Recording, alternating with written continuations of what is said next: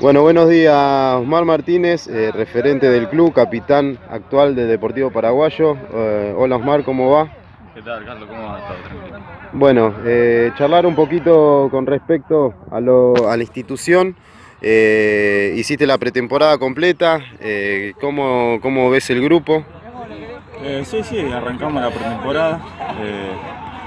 Se fueron sumando algunos compañeros nuevos, más con lo que estábamos de antes. Se armó un buen plantel, un buen grupo, es la verdad muy competitivo, ¿no? Arrancamos estas dos fechas con negativo, pero bueno, esto lo vamos a levantar, estoy seguro, porque es un grupo bastante competitivo. Se demostró mucha actitud.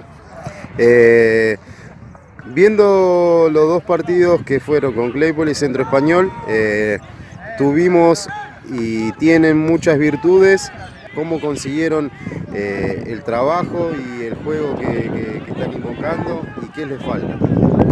La pretemporada se trabajó mucho con el grupo. El técnico nos dio la idea de juego. Nosotros lo supimos entender y en los partidos lo demostramos. En el primer partido, la verdad, en el primero y en el segundo, no tuvimos suerte porque tuvimos muchas oportunidades de gol y no se nos dio nada más.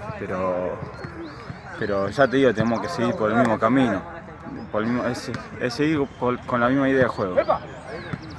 Como referente y capitán del equipo, ¿qué ves y qué proponés y qué mensaje le dejas a la gente?